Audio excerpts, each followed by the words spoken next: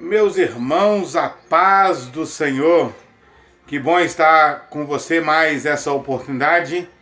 E eu gostaria de, nesse vídeo, apresentar para você o nosso conteúdo de Profeta Menores, do curso do Núcleo 57, de Teologia à Distância, do IBAD em Pancas. Esse conteúdo aqui é publicado pelo IBAD, Instituto Bíblico da Assembleia de Deus, escrito pelo professor Samuel Suana. Nesse livro nós vamos estar falando sobre os profetas menores. Vou lembrar você que o Antigo Testamento está dividido em seções, assim como o Novo Testamento. No Antigo Testamento nós temos a lei, que é o Pentateuco.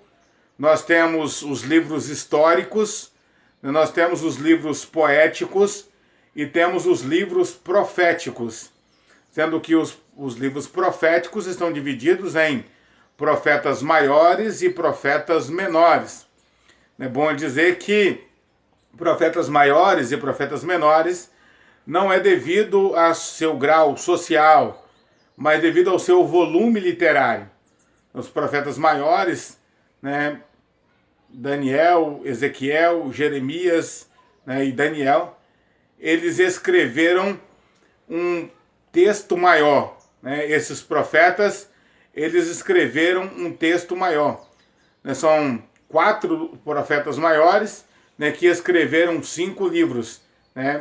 Daniel, Isaías, Jeremias e Ezequiel.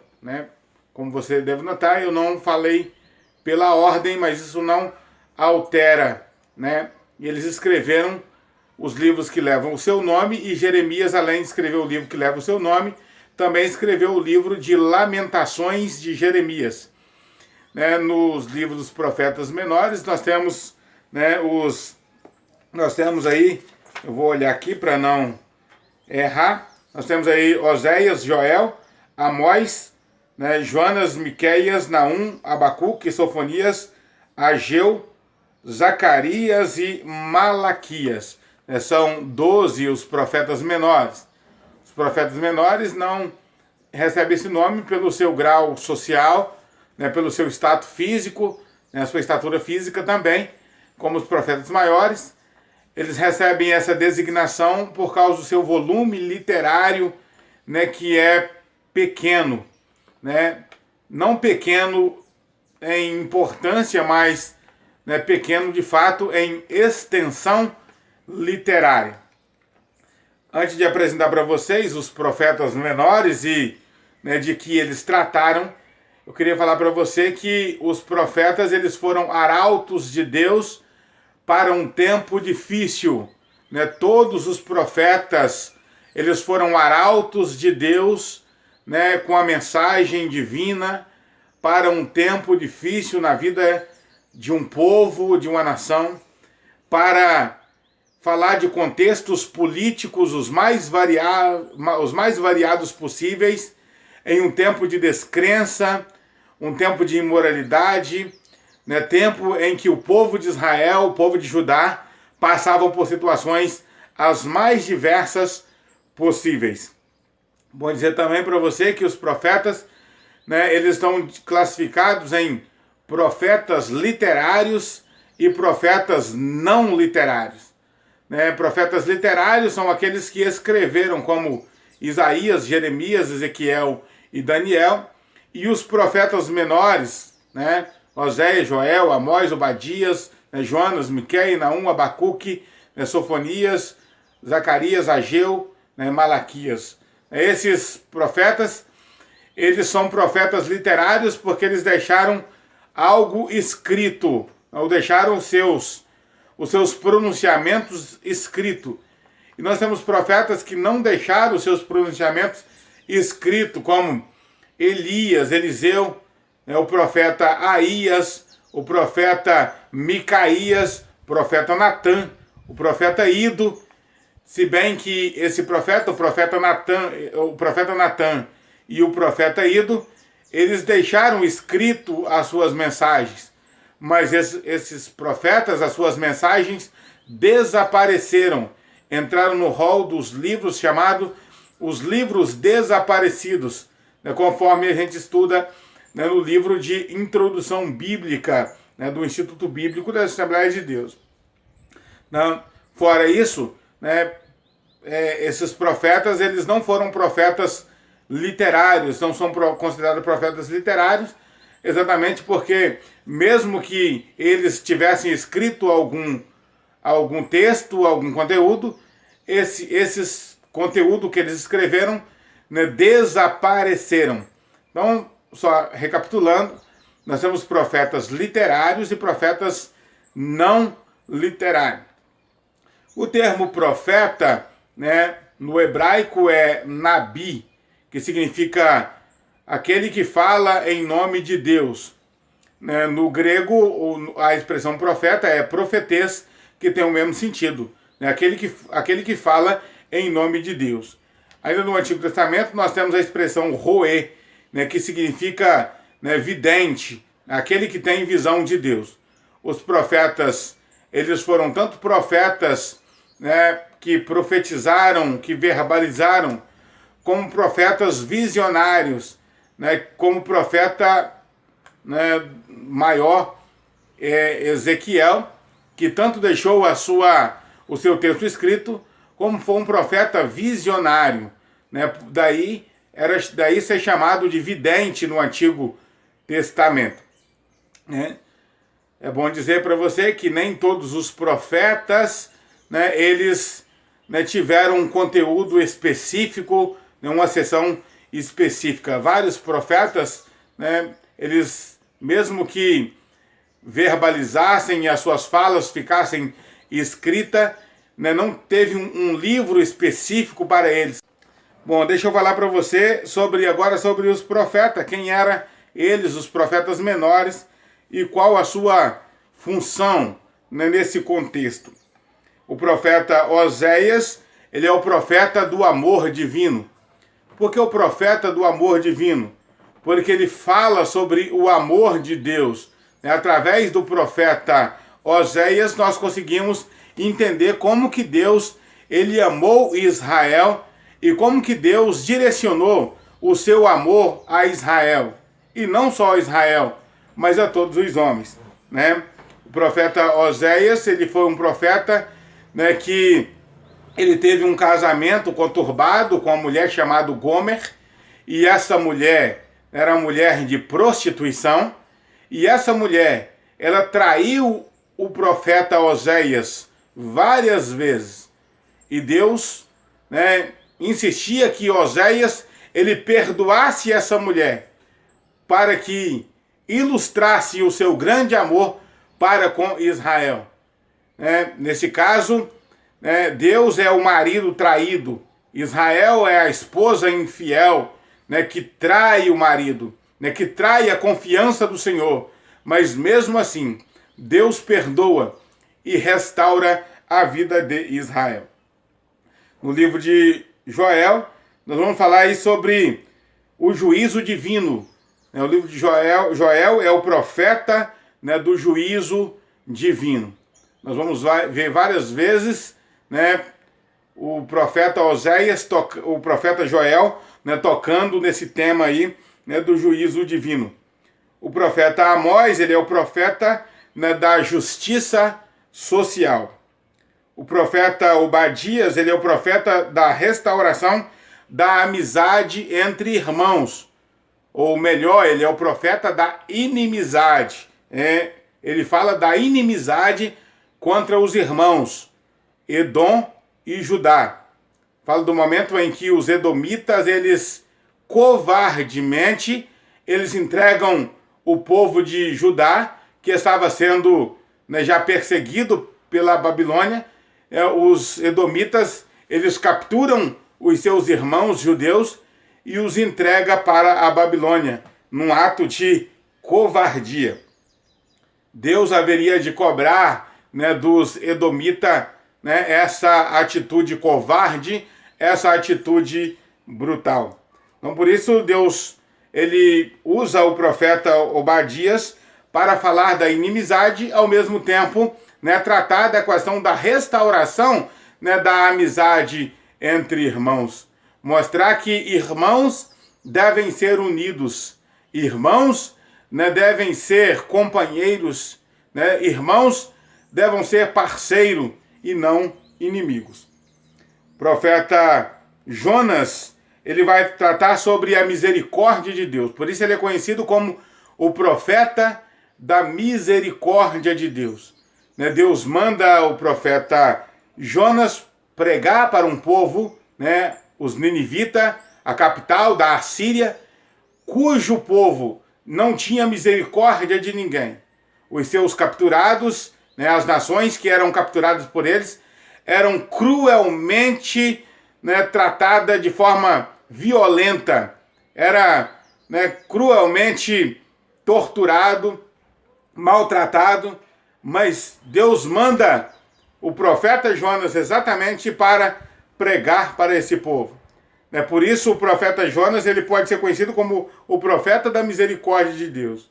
O profeta da misericórdia de Deus porque, né, Deus manda o profeta pregar para um povo que não tinha misericórdia de ninguém, mas mostrando que a misericórdia de Deus é para todos os homens. Interessante que o profeta Jonas, que era o profeta da misericórdia, era um profeta sem misericórdia. Quando Deus propôs, né, restaurar a nação, né, a Síria, o profeta Jonas ficou desgostoso e em seu ânimo, né, no seu restinho de força que ainda lhe tinha, que ainda lhe restava, ele pediu a morte para que Deus não restaurasse, ou para não ver Deus restaurar os assírios, uma nação covarde, um império covarde que havia assolado Judá, havia assolado o povo de Israel e havia assolado várias nações ao redor do mundo. Mas Deus mostra que a sua misericórdia é para todos os homens. A sua misericórdia não é apenas para o judeu, né? A sua misericórdia não é apenas para Israel, a sua misericórdia é para todos os homens. Depois nós temos o profeta Naum, né, que é o profeta, né, do juízo de Deus, né, sobre as nações. Né? Profeta Naum, né, o profeta do juízo de Deus sobre as nações.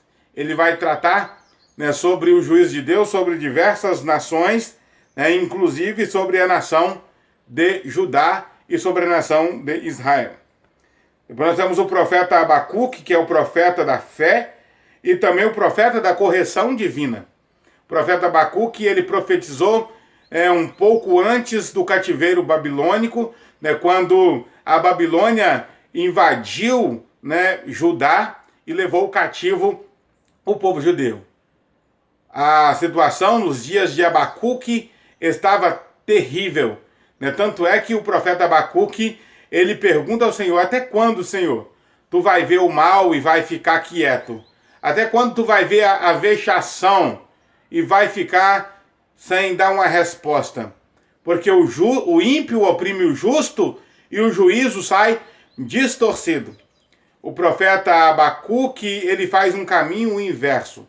Geralmente os profetas cobravam do povo uma atitude.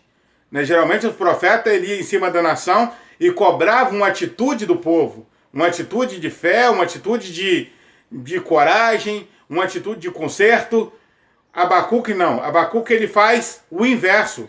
Ele vai em cima de Deus e cobra de Deus uma postura, né? E cobra de Deus uma medida. E ele questiona duramente o Senhor. Até quando, né, o Senhor vai ver o mal, né, e vai ficar quieto? Até quando o Senhor vai permitir isso? Interessante que Deus, ele não repreende Abacuque por questioná-lo, né? É muito interessante que Deus, ele não questiona Abacuque por questioná-lo. Pelo contrário, né, Deus fala com Abacuque o seguinte: o justo viverá da fé, ou o justo viverá pela fé. Esse tema de Abacuque, né, o tema do justo viver pela fé, tão importante é que Paulo, ele teve essa revelação. Ele aproveitou aquilo que Deus havia falado com o profeta Abacuque e fez, né, da carta aos Romanos o seu lema: o justo viverá pela fé somente, né? Tanto é que desse lema, o justo viverá pela fé, resultou na Reforma Protestante em 1517. O justo viverá pela fé. Ao mesmo tempo, Abacuque, ele toca num tema interessante, que é a correção divina. Deus, ele responde a Abacuque dizendo: Abacuque, eu vou mandar os caldeus, né, para corrigir o povo. Os caldeus foi a vara da correção, né, divina para um povo que estava totalmente pervertido. A Babilônia foi o remédio onde esse povo seria curado ao longo de 70 anos. Por tudo isso, o Abacuque, ele pode ser chamado de o profeta da fé e o profeta da correção divina. Depois nós temos o profeta Sofonias, que é um profeta, né, que tocou sobre o tema da reforma religiosa, né, tanto de Judá, né, quanto de Israel.